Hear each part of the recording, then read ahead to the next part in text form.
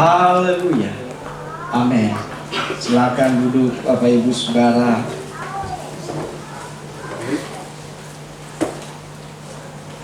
Shalom.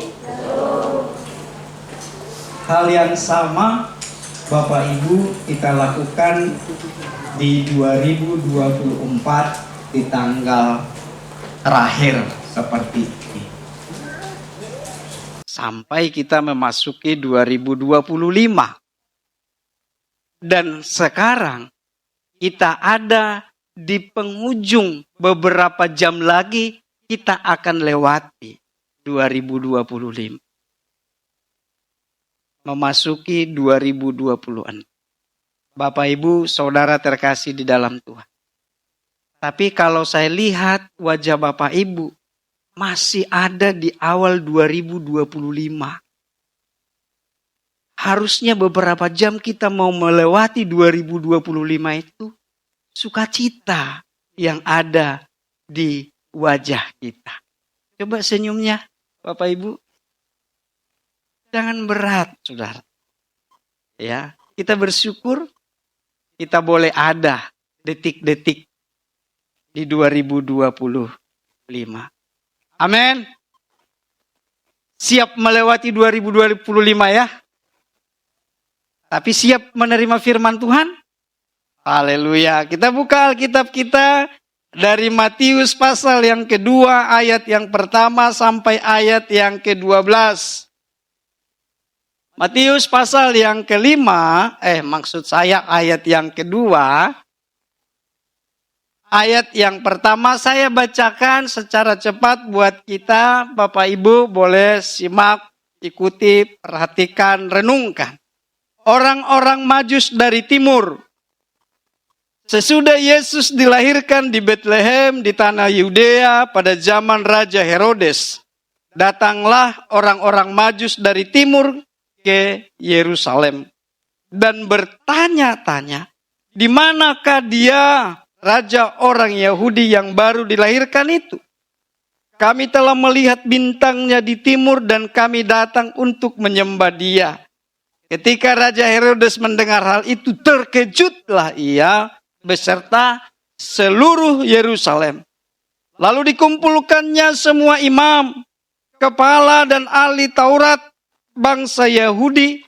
Kemudian dimintanya keterangan dari mereka, di mana Mesias akan dilahirkan. Mereka berkata kepadanya, di Betlehem di tanah Yudea. Karena demikianlah ada tertulis dalam kitab Nabi.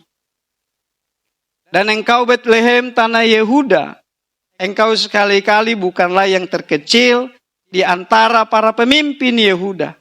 Karena dari engkaulah akan bangkit seorang pemimpin yang akan menggembalakan umatku Israel. Lalu dengan diam-diam Herodes memanggil orang-orang Majus itu.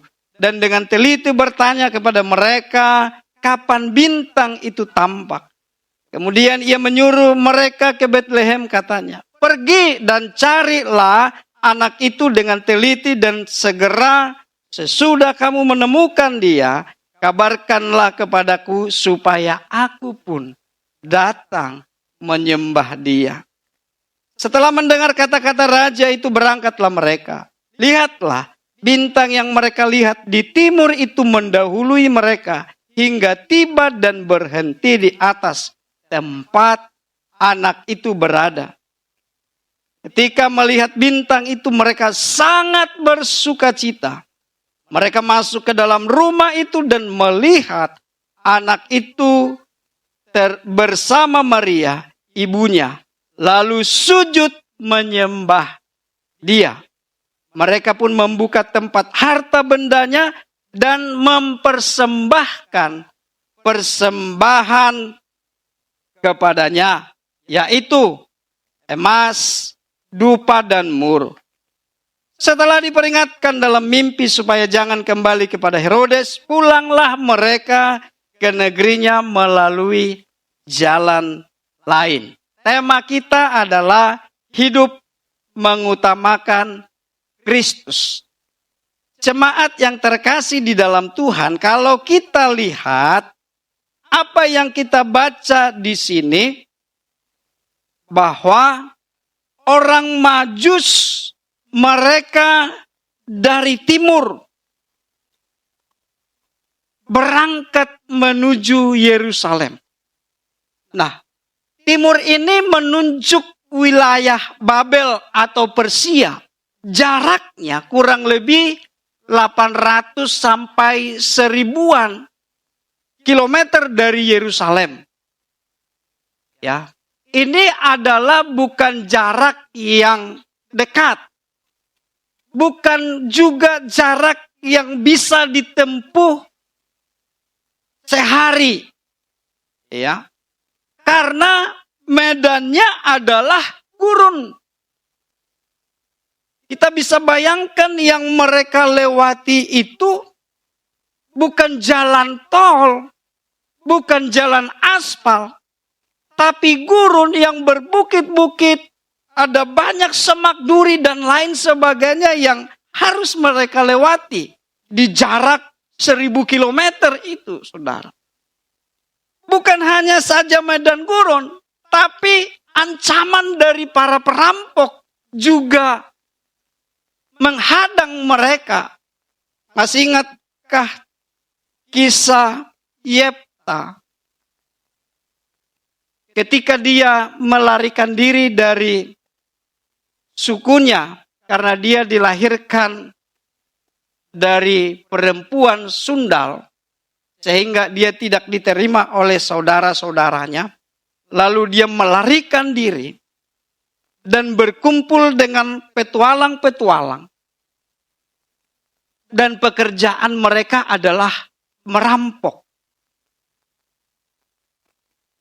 Itulah yang ada pada situasi pada waktu itu. Ancaman daripada perampok.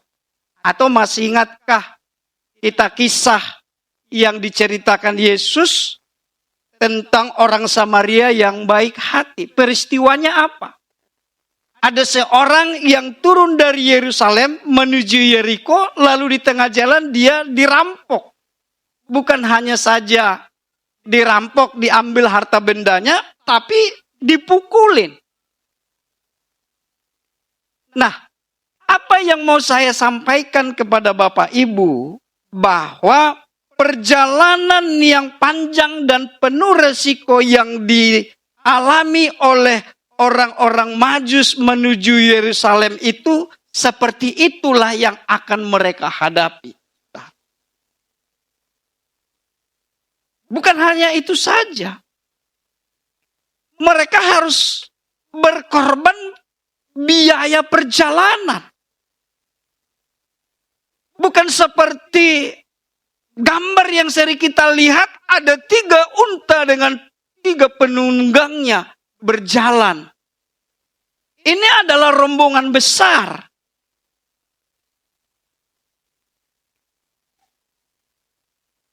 Lalu ketika mereka ke Yerusalem, ternyata saudara, Yesus itu tidak ada di Yerusalem.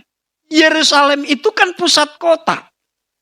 Oh, ternyata Yesus itu dilahirkan di Bethlehem. Dari Yerusalem itu masih ada kurang lebih 10 kilometer. Masih banyak perjalanan mereka. Yerusalem adalah pusat pemerintahan. Sedangkan Bethlehem itu adalah desa kecil, wilayah perbukitan, bahkan itu merupakan padang penggembalaan. Apa yang kita pelajari dari kisah orang Majus ini? Yang mau kita pelajari yang pertama adalah mereka memiliki hati mencari Tuhan dengan tekun, saudara. Kenapa saya katakan tekun? Jarak tidak menjadi masalah bagi mereka. Ancaman perampok medan padang gurun juga tidak menjadi masalah bagi mereka. Itu mereka lewati semua.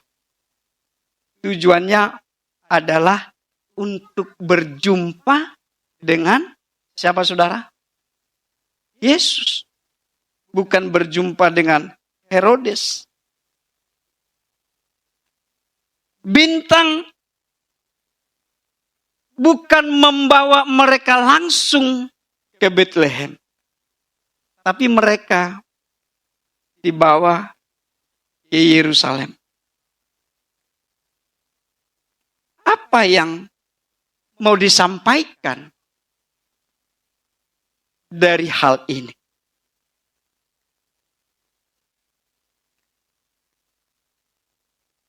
Siska tadi kesaksian bahwa proses demi proses dilewati.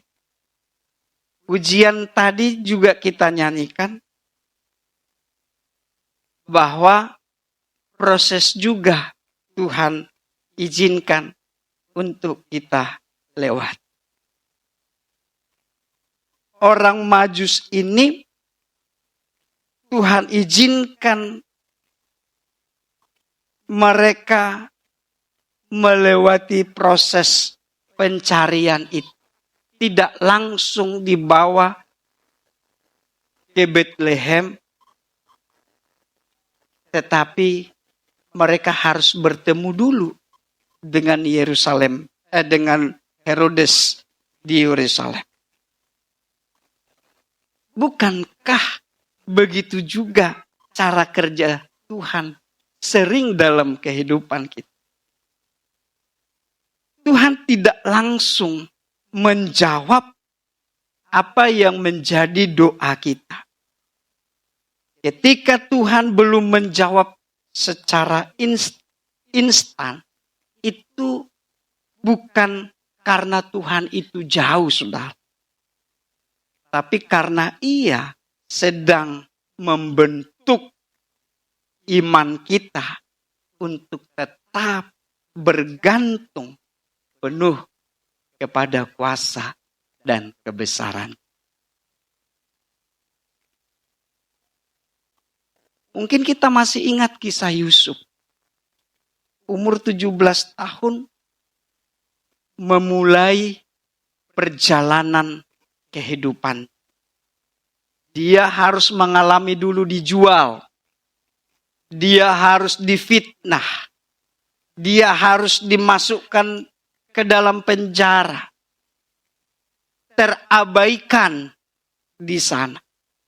Perjalanan panjang Tuhan izinkan untuk dia lewat. Apakah Tuhan jauh dari dia? Apakah Tuhan meninggalkan dia? Kadang ketika diperhadapkan seperti itu, pikiran kita mulai bermain. Di manakah Tuhan?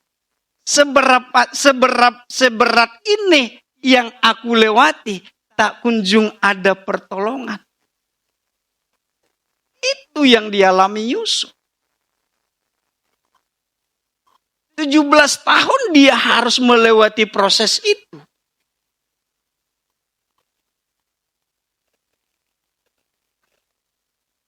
Baru pada akhirnya dia bisa mengatakan, oh, kalian bisa mereka-reka yang jahat kepada saya. Tapi Tuhan mengubahnya menjadi sesuatu yang. Itu kalau dia bisa menikmati proses itu, tetap bergantung kepada Tuhan, dan lahirlah iman. Ketika iman itu mulai bertumbuh, maka hal yang tidak baik menurut logika kita, tapi ternyata itu Tuhan pakai untuk mendewasakan iman kita kepada Tuhan. Perjalanan panjang dari timur ke Yerusalem menunjukkan bahwa mencari Kristus butuh pengorbanan, bukan sesuatu yang mudah. Makanya Yesus mengatakan bahwa barang siapa yang mau mengikut aku. Apa dikatakan saudara?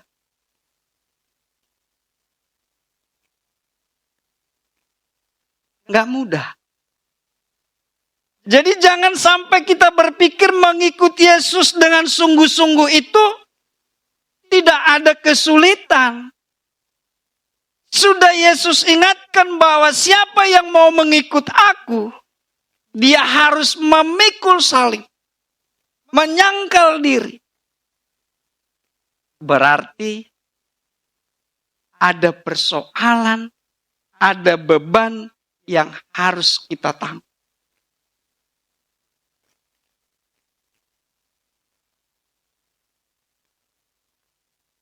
Jemaat yang terkasih di dalam.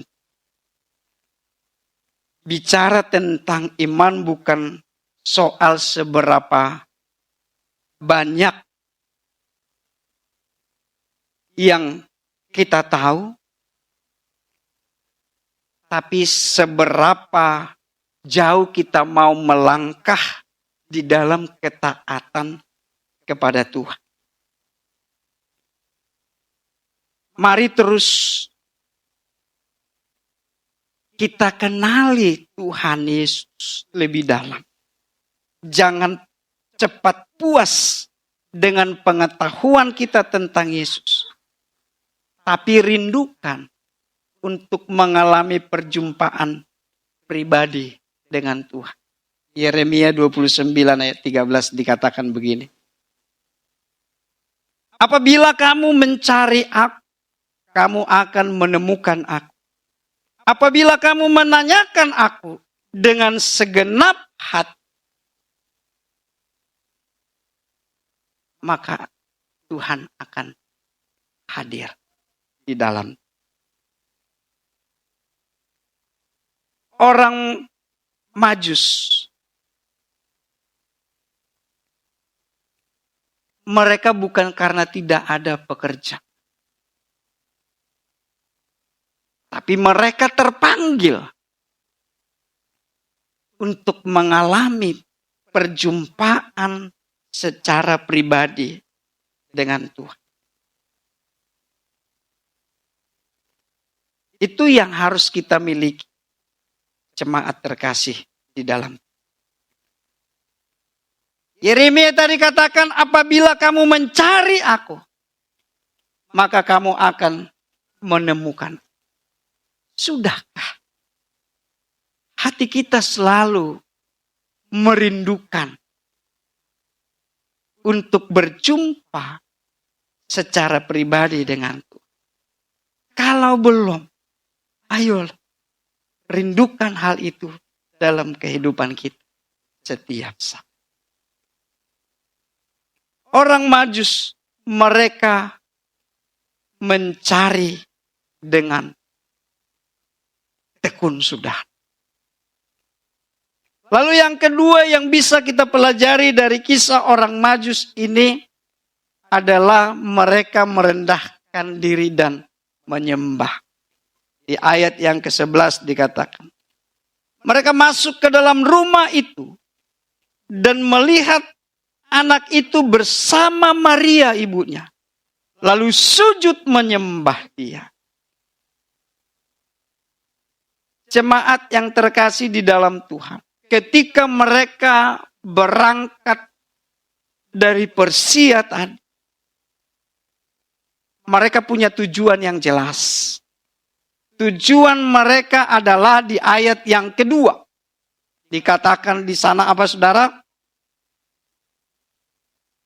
Datanglah orang-orang Majus dari timur ke Yerusalem dan bertanya-tanya di manakah dia raja orang Yahudi yang baru dilahirkan itu. Kami telah melihat bintangnya di timur dan kami datang untuk menyembah dia.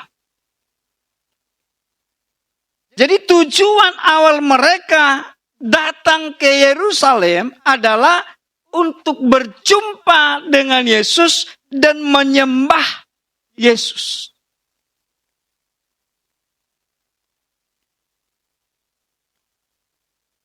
Mereka ini jemaat terkasih di dalam Tuhan adalah kaum bangsawan.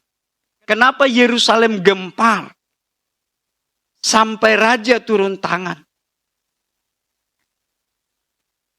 Karena ada rombongan yang datang ke Yerusalem dengan segala peralatan.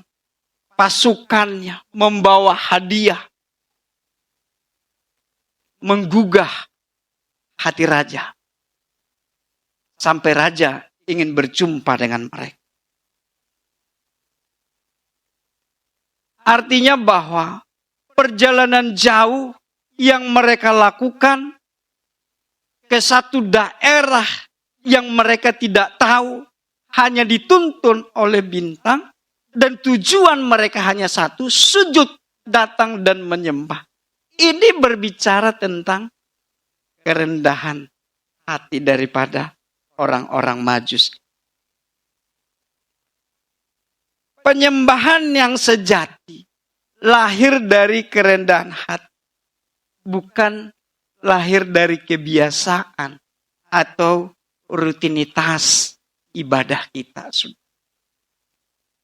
Orang Majus ini mengajarkan bahwa penyembahan sejati menuntut kerendahan hati. Salah satu bentuk yang mereka tunjukkan adalah mereka bersujud, mereka tersungkur.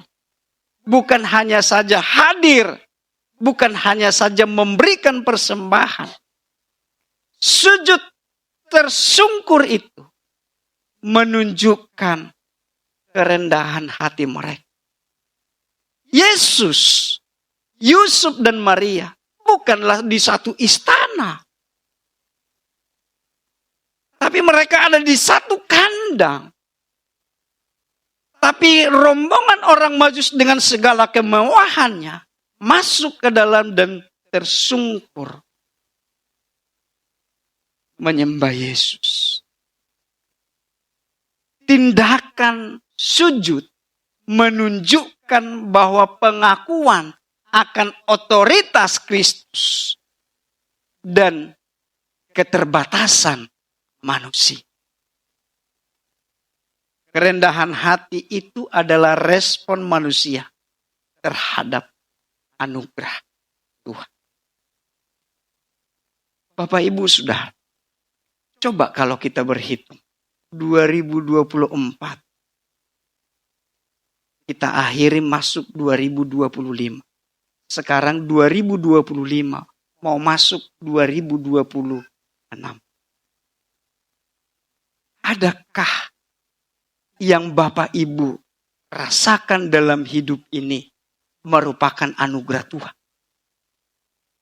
Atau beranikah kita mengatakan yang kita alami, yang kita dapatkan, yang kita lewati ini tidak merupakan anugerah Tuhan? Adakah di antara kita yang berani mengatakan seperti itu? Persoalan pencapaian, kesuksesan, apakah kita mau mengatakan bahwa itu karena kerja keras saya? Tidak ada unsur ilahi di dalamnya. Tapi saya yakin bahwa keadaan kita sekarang ini ada unsur ilahi di dalam pemeliharaan Tuhan.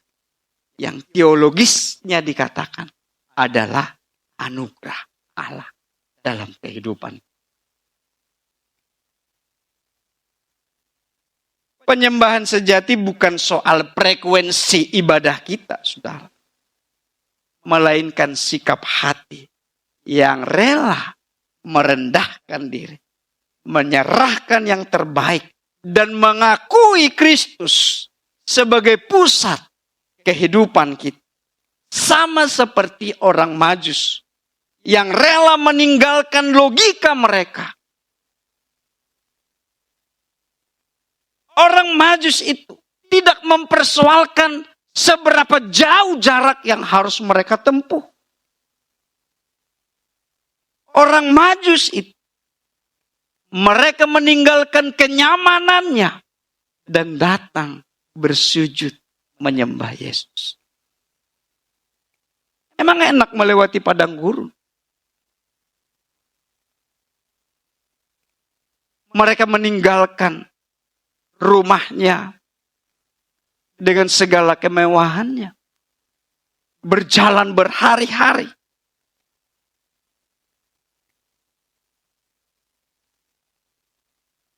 Orang Majus yang secara sosial dan intelektual mereka adalah orang-orang yang terpandang. Tapi tidak mempertahankan posisi, status, logika mereka di hadapan Kristus. Begitu mereka lihat, mereka langsung tersungkur, sujud, menyembah. Jemaat yang terkasih di dalam Tuhan. Mari kita datang kepada Kristus. Bukan hanya dengan tubuh yang hadir, tetapi dengan hati yang merendah. Siap menyembah dan menyerahkan hidup kita sepenuhnya kepada Tuhan. Amin, saudara. Merendahkan diri dan menyembah adalah pengakuan bahwa Kristus adalah pusat kehidupan kita.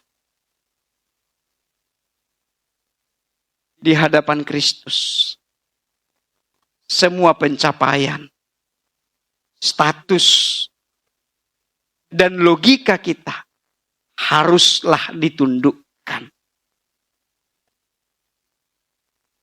Ketika kita melakukan itu, disitulah penyembahan sejati dimulai kepada Kristus.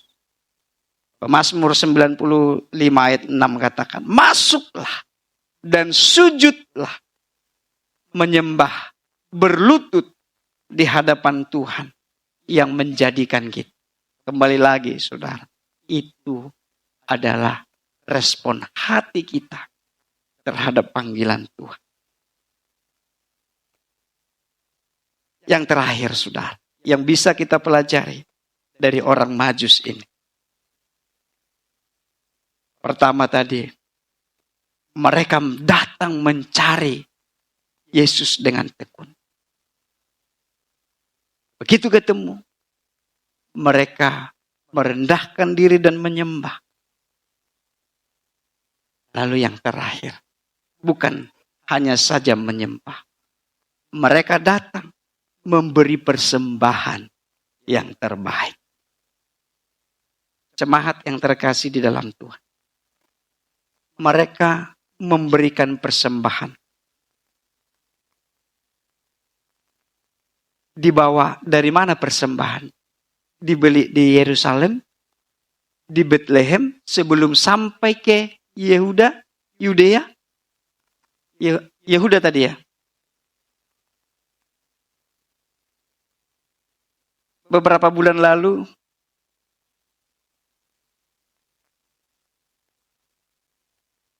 kita rombongan ke Singapura dan Malaysia. Lalu teman saya bilang, oleh-olehnya apa kita bawa? Ke guru-guru. Ya sudah, kita pesan online saja gantungan kunci. Oleh-olehnya bukan kita beli di Malaysia, bukan kita beli di Singapura, tapi kita beli online yang ada tulisannya Malaysia dan Singapura. Ada nggak yang pernah begitu?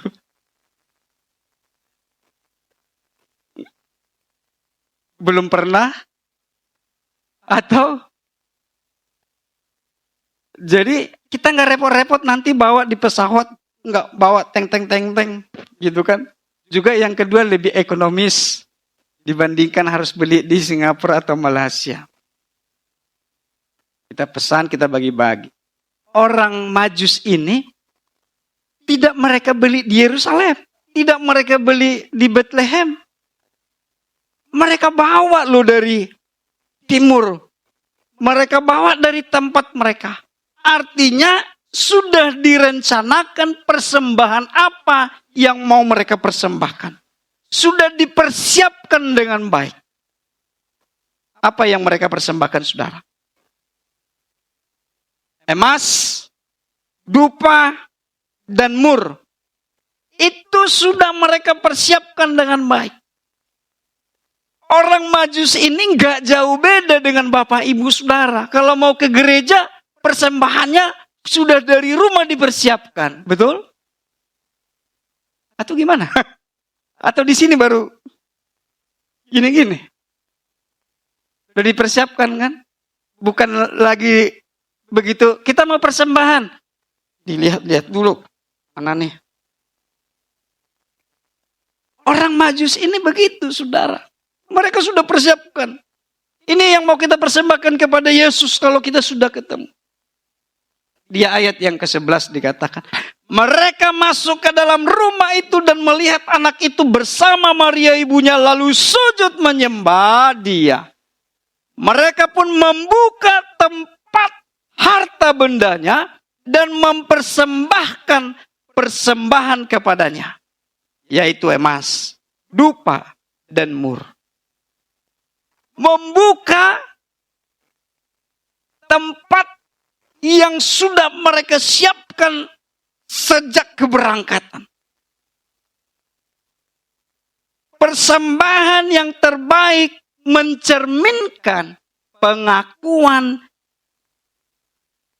akan nilai Kristus dalam kehidupan kita.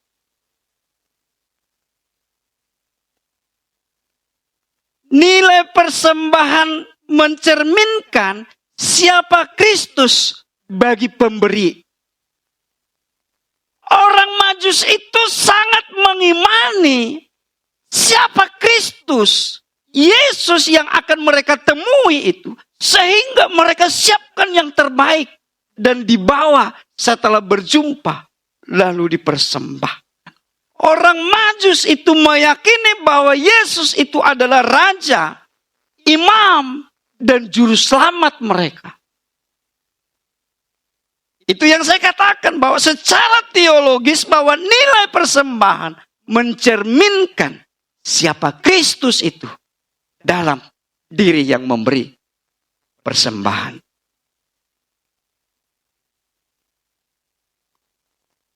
Kalau Kristus itu adalah Tuhan dan Juru Selamat bagi kita, maka pasti kita akan mempersembahkan yang terbaik dari hidup ini kepada Dia. Karena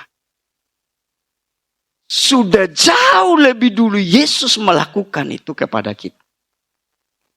Karena kita berharga dan mulia, kata firman Tuhan, maka Dia mempersembahkan nyawanya bagi kita. Karena Yesus itu adalah Tuhan dan Juru Selamat itu, maka kita harus mempersembahkan yang terbaik bagi Dia.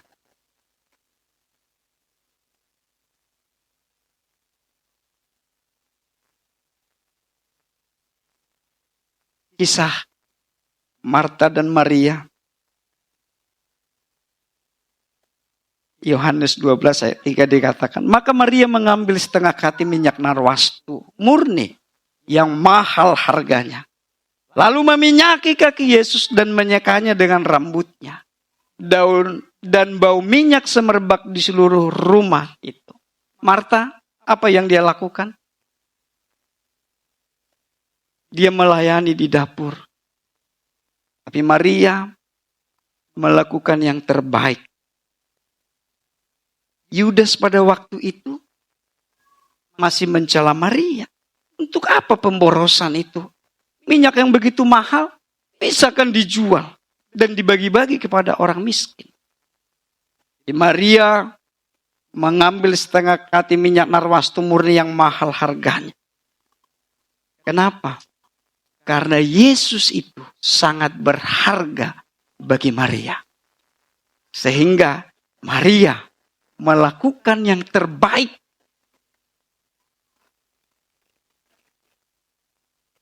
Sehingga pada waktu itu Yesus memuji apa yang mengapresiasi apa yang dilakukan oleh Maria kepadanya.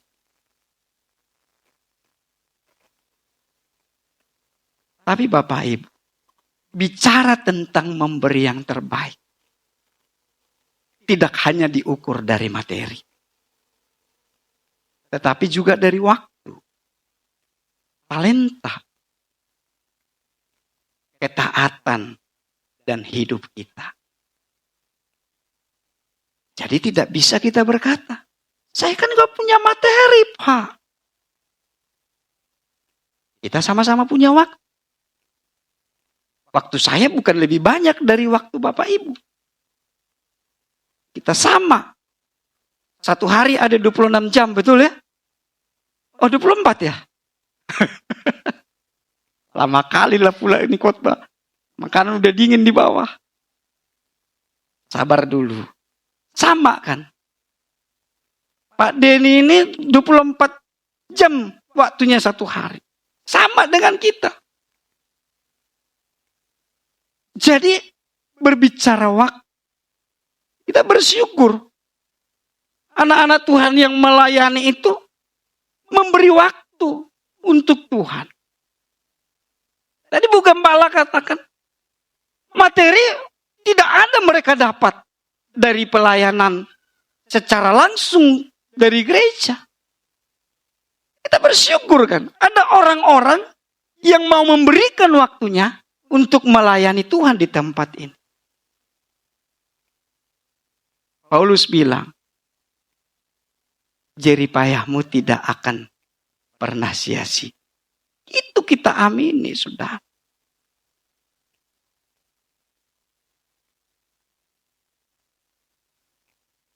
Sebagai hamba Tuhan yang dalam pelayanan, penghiburan kita kan Kristus. Tapi ada lagi penghiburan di samping itu, saudara. Ketika ada notif masuk rekening, wih ada berkat. Itu juga penghiburan.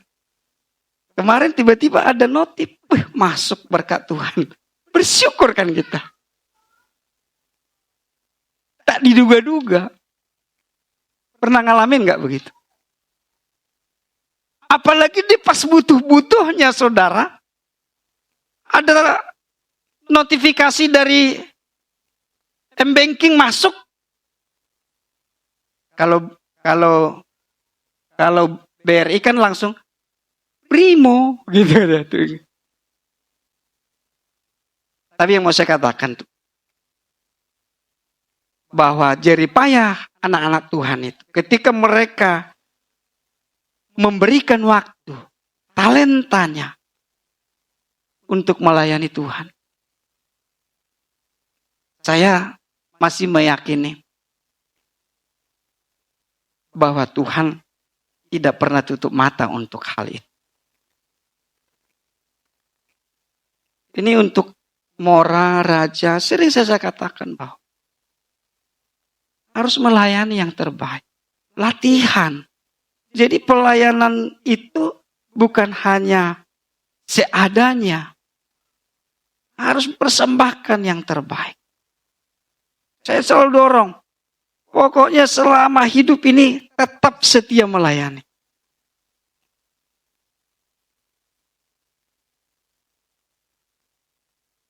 Kita kan bukan pribadi yang sempurna sebagai hamba Tuhan. Tapi ada hal-hal yang harus dilihat dari kehidupan kita. Ketaatan kita kepada Tuhan. Itu harus kita tunjukkan. Kita wariskan kepada generasi. Jikalau ada orang memberi kepada Tuhan yang asal, yang sisa, bukan yang terutama. Tapi kita belajar dari orang Majus ini. Bahwa mereka memberikan yang paling bernilai untuk dipersembahkan kepada Kristus. Mari kita memeriksa kembali apa yang kita persembahkan kepada Tuhan. Apakah sebatas sekedar rutinitas atau sungguh-sungguh yang terbaik sebagai ungkapan kasih kita dan penyembahan kita kepada Kristus, Sang Raja itu.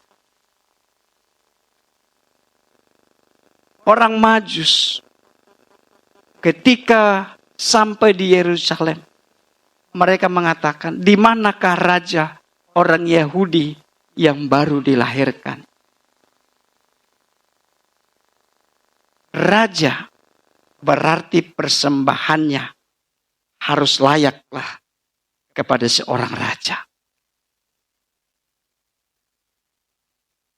Kita berarti adalah anak raja. Maka kehidupan kita harus kita persembahkan sebagai anak raja. Memberi persembahan yang terbaik adalah tindakan iman yang mengakui Kristus sebagai pusat kehidupan kita. Menundukkan kepemilikan kepada Tuhan dan mempercayakan masa depan sepenuhnya kepada Dia. Persembahan yang kita bawa kepada Tuhan tidak sekedar mencerminkan apa yang kita miliki, saudara, tetapi menyatakan siapa Kristus bagi kita.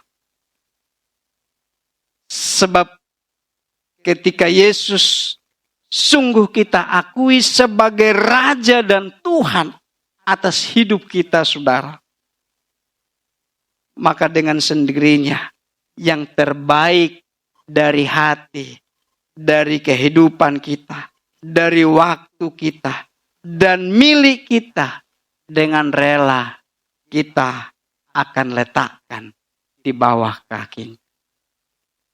Marilah kita meneladani orang Majus ini. Mencari Kristus dengan tekun di tengah segala keterbatasan mereka. Merendahkan diri dan menyembah Dia sebagai Tuhan atas hidup mereka.